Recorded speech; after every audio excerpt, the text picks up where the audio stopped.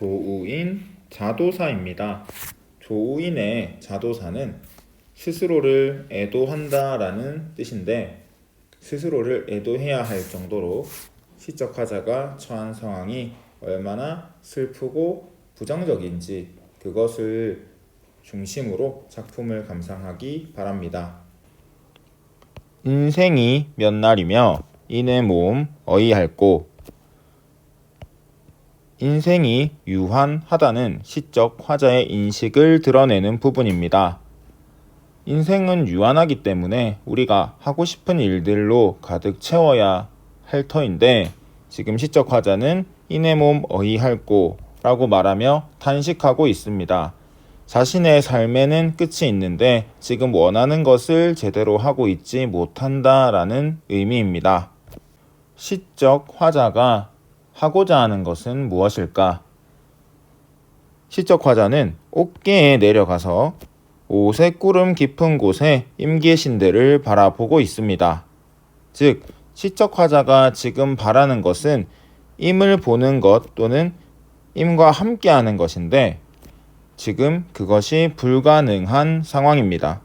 왜냐하면 안개문과 구름창이 시적 화자가 님을 보는 것을 방해하고 있기 때문입니다. 이렇듯 안개문과 구름창 때문에 임 계신 곳을 바라보지 못하는 시적 화자는 임과 자신 사이의 거리감을 천리만리로 표현하고 있습니다. 과장된 수 표현을 활용해서 임과 자신의 거리가 아주 멀다라는 것을, 자기가 멀게 느끼고 있다라는 것을 강조하고 있습니다.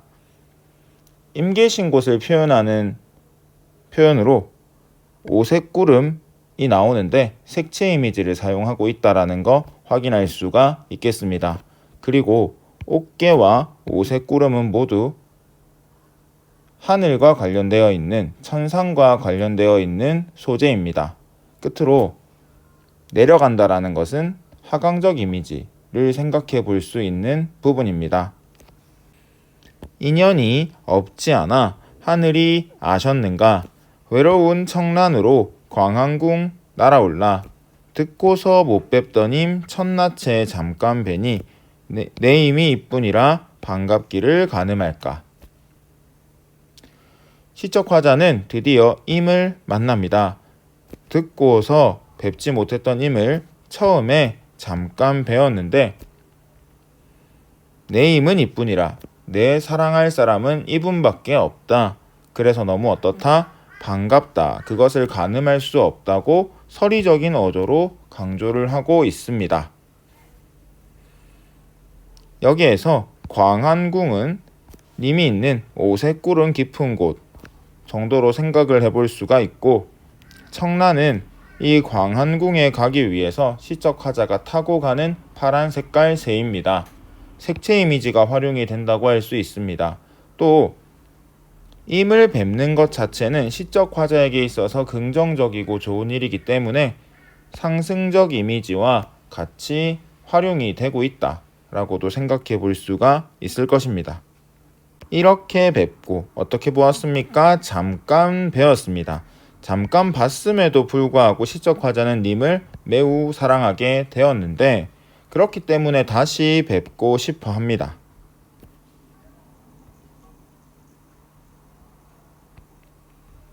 하지만 님 주변에는 3,000명의 미인들이 아침 저녁으로 모시고 있고, 궁궐의 고운 여인들이 님의 좌우에 있습니다.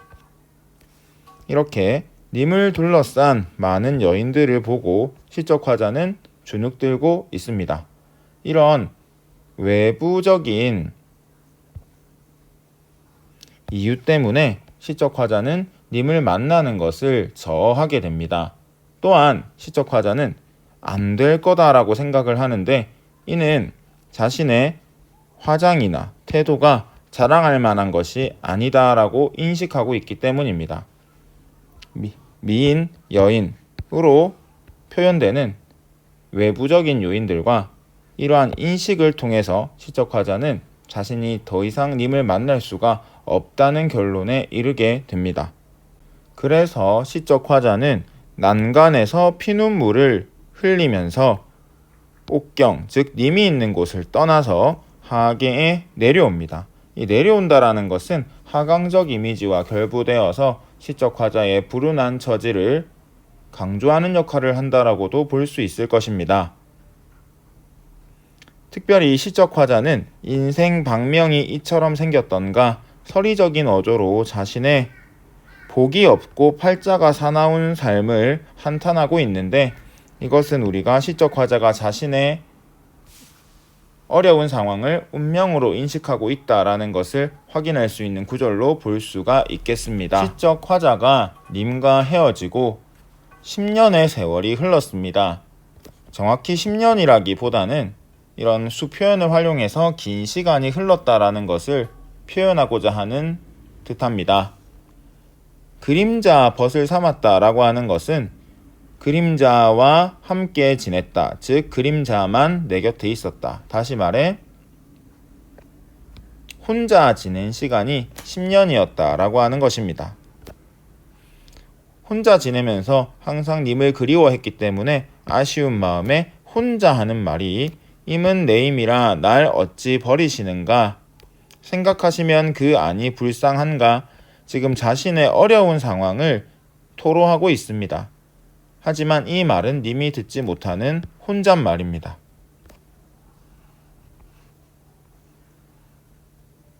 정조를 지키고 귀신께 맹세하여 좋은 때 돌아오면 님을 다시 뵐까 하였더니, 이 부분에서 우리는 시적 화자가 님과의 만남을, 님과의 사랑을 아직까지 포기하지 않았음을 확인할 수가 있습니다. 과연 내 임이 전혀 아니 버리시어 삼천리 약수에 청조사 건너오니 임의 소식을 반가이 듣겠구나. 시적 화자는 임과의 사랑을 포기하지 않고 있었는데 정말 감격스럽게도 청조사가 오고 있습니다. 청조사는 청조에 사가 붙은 말입니다. 이 사는 관리를 가리키는 말인데 좋은 소식을 전해주는 사신 정도로 생각을 하시면 되겠습니다. 어쨌든 시적 화자에게 있어서 좋은 소식이란 임의 소식일 것입니다. 그래서 임의 소식을 들은 시적 화자는 이렇게 님을 향해서 허겁지겁 달려오고 있습니다. 제대로 꾸미지도 않고 급한 마음에 열심히 님을 향하여 달려가고 있습니다. 허위허위라고 하는 것은 달리는 모양을 표현하는 음성 상징어입니다. 분이라고 하는 소재는 시적 화자가 여성이라는 것을 우리에게 확실하게 전달해 주고 있습니다. 여성의 생활과 밀접하게 관련되어 있는 소재로 시적 화자의 성별을 드러내고, 그것을 통해서 지금 이 시의 어조가 기본적으로 여성적이다라는 것을 생각해 볼 수 있게 하는 부분입니다.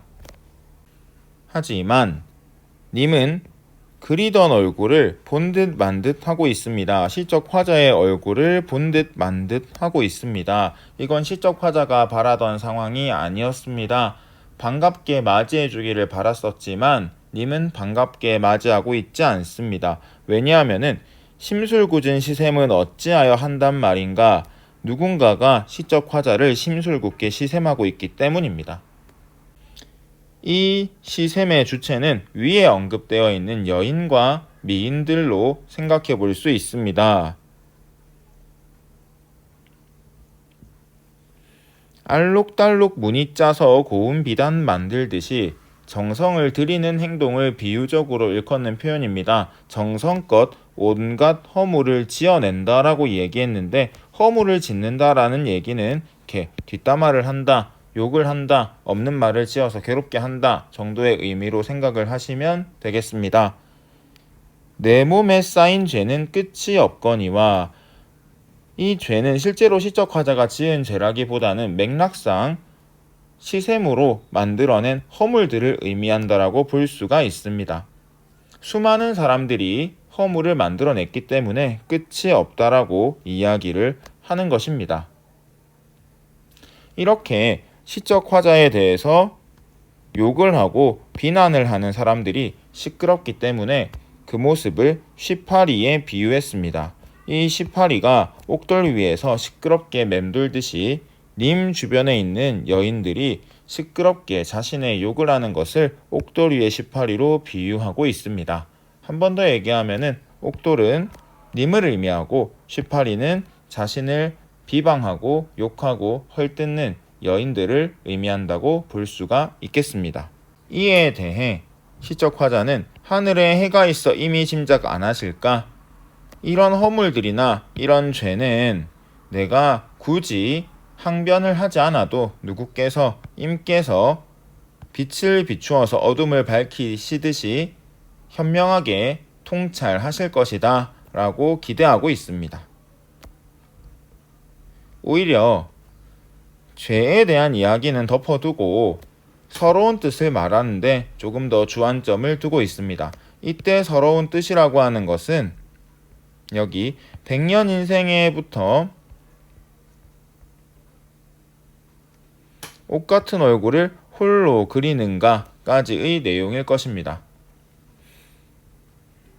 또 사랑이 실직났던가 박복한 탓이런가에서 원망이 드러나는데 님에 대한 원망 그리고 자신의 운명에 대한 원망입니다. 박복은 앞서 언급했던 박명과 같은 맥락의 시어입니다. 해서 말하면은 목이 메고 생각하면은 가슴이 끔찍하다고 지금 시적 화자의 정서를 표출하고 있습니다. 풍상, 삭풍, 그리고 추위 이 세 가지는 모두 겨울과 관련된 시어들입니다. 계절적인 배경이 겨울임을 알 수가 있습니다. 자, 이 풍상과 삭풍과 추위는 수많은 꽃을 떨어뜨립니다. 이 수많은 꽃이 떨어지는데 마치 누가 떨어지는 모습과 같습니까? 시적 화자가 하늘에서 떨어지는 모습과 같습니다. 즉, 이 풍상이나 삭풍이나 추위, 천지를 얼어붙게 하는 것은 모두 시적 화자를 시샘에서 땅으로 떨어뜨리게 한 여인들이라고 생각할 수가 있을 겁니다. 이 떨어진 수많은 꽃들은 시적 화자를 포함하는 개념일 것이고 여기 있는 여러 떨기의 국화 또한 시적 화자를 포함하는 개념일 것입니다. 지금 계속 풍상, 삭풍, 추위 등의 시어를 활용해서 매우 추운 날씨를 설명하고 있는데 그러한 추위가 열흘이나 지속이 되고 있다라고 시적 화자는 이야기를 합니다. 하루와 열흘을 대비하여서 님과 함께 보내는 시간, 행복한 시간, 좋은 시간이 하루밖에 안 되는데 힘든 시간은 열흘이나 지속된다 라고 하면서 현재 처한 상황이 괴롭고 어렵다라는 것을 표현하고 있습니다. 이런 상황에서도 시적 화자는 은침을 빼내어 오색시를 끼워놓고 임에 터진 옷을 깁고자 하고 있습니다. 임의 옷이 터진 것은 임에게 닥친 부정적인 상황을 의미할 것인데 이것을 은침과 오색실이라고 하는 귀한 재료로 정성을 다해서 고쳐주고 싶어하는 시적 화자의 갸륵한 마음이 드러나는데 그것이 실현되기란 어려운 일입니다. 천문구중에 갈 길이 아득하기 때문입니다. 천문구중은 시적 화자가 사랑하는 님이 있는 곳이고 갈 길이 먼 것은 이 풍상과 삭풍과 추위, 즉 여인들 때문이지 않을까 추측해 볼 수가 있습니다. 그래서 시적 화자가 사랑하는 님을 사랑하는 아녀자의 깊은 정을 살필 수가 없을 것입니다. 언제 살피실까라는 서리적인 어조의 표현은 님이 나의 마음을 살필 수가 없을 것이다 라는 인식을 담아내고 있습니다. 음력 섣달 다 지나니 봄이면 늦으리. 지금 시적 화자는 시간적인 배경을 또 계절적인 배경을 제시해주고 있고 지금 조급함을 드러내고 있습니다. 이 가사의 서두에 인생이 유한하다라는 인식을 시적 화자가 가지고 있다고 했는데 그러한 인식과 맞물려서 시간은 흘러가고 님을 볼 수 있는 기회는 더 적어지고 그래서 마음을 표현할 수 있는 길은 막히고 거기에서 오는 조급함을 이렇게 표현하고 있다라고 생각해 볼 수가 있습니다. 동지는 절기입니다. 또 밤이라고 하는 것은 시간적인 배경일 것이고요. 이때 집집마다 대문을 차례로 여는 풍습이 있다라고 합니다. 하지만 이런 풍습을 지키는 사람들과 대비되게 시적 화자는 자물쇠를 굳게 잠가 침실을 닫았습니다. 이런 풍습이 존재하는 이유는 집안에 있는 냉기를 빠져나가게 하고 온기를 들인다는 의미가 있기 때문입니다. 시적 화자는 문을 굳게 잠가 침실을 닫음으로 인해서 온기를 들이지 않고 여전히 추위를 가둬놓고 있습니다. 때문에 눈 위의 서리는 녹지 않았을 것이고 그래서 매화는 피지 않았을 것입니다. 여전히 시적 화자가 처한 부정적인 상황은 개선되고 있지 않습니다.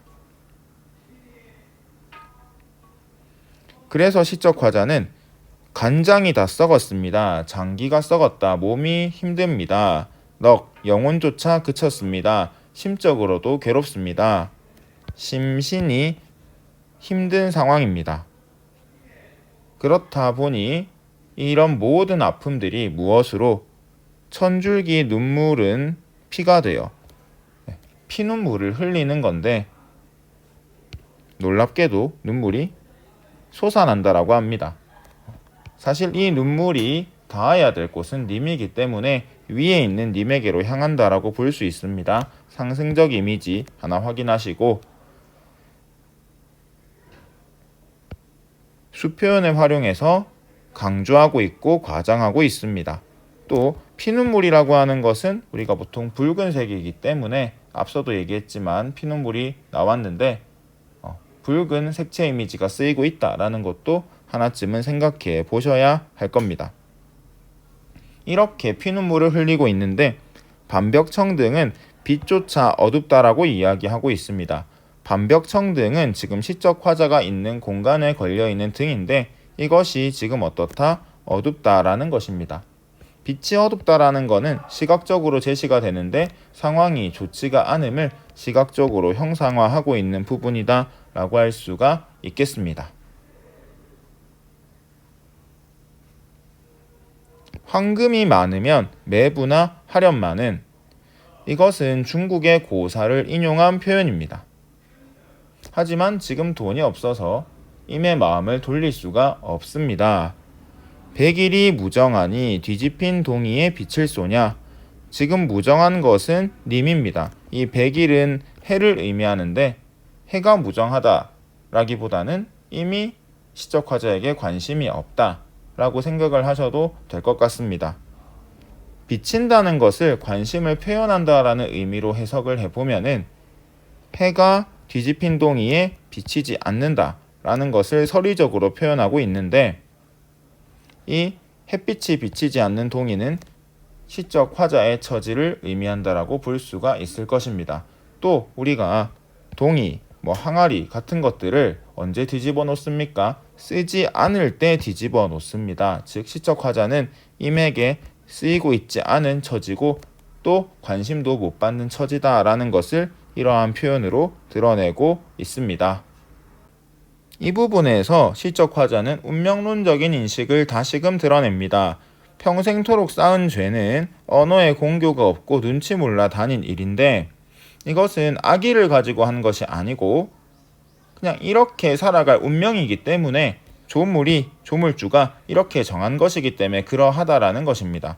해서